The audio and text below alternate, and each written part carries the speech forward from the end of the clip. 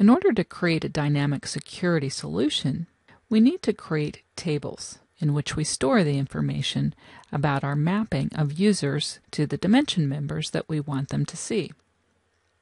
So I'm going to create a database called Dynamic Security, and in that database I'm going to add a table called Users, and that table will contain a user ID column and a username column.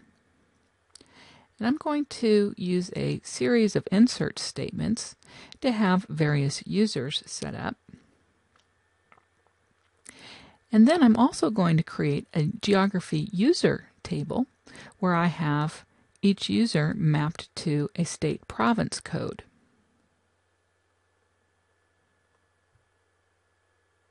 I'm also going to give permission to the service account that runs the Analysis Services service. I'm going to give it permissions to read this database. So I'll go ahead and execute this script and have this set of tables populated. And then let's go to our development environment and configure dynamic security. Here we have our project, and the first thing I need to do is set up a new data source because I have that new database. So we'll just create this connection for dynamic security.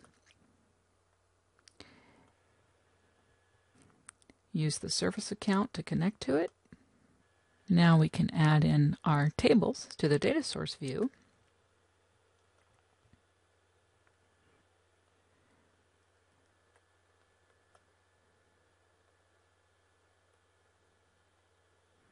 Making sure we change to the dynamic security source.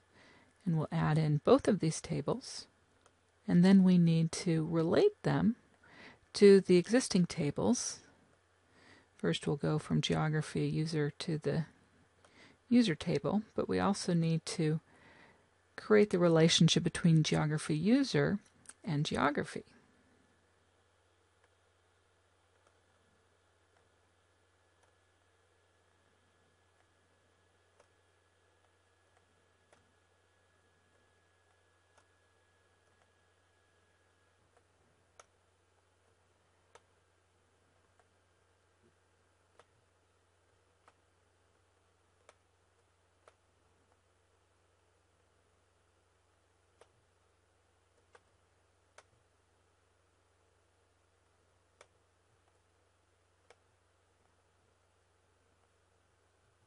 So because geography uses a bridge table, otherwise known as a factless fact table, we need to create the relationship from that table to the dimension table.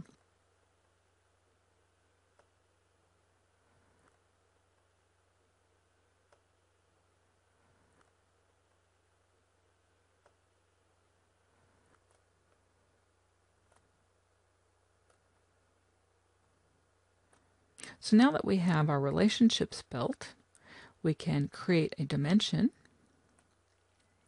for users.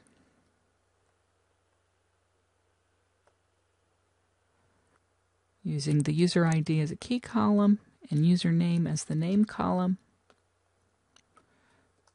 We'll change the attribute name to just user.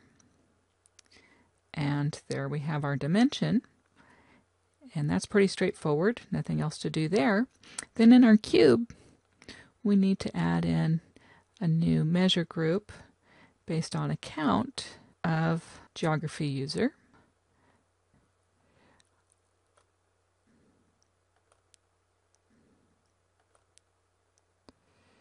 So there's our measure group and the measure. Now normally we would set this visible property to false because we wouldn't want users to see this, and similarly when we add in the user's dimension into our cube, we would set the visibility property to false here as well. But for testing purposes, I'm going to leave them in place for now.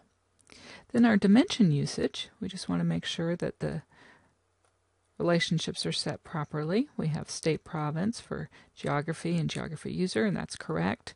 Then we have the user relationship between users and geography user. So that is correct as well.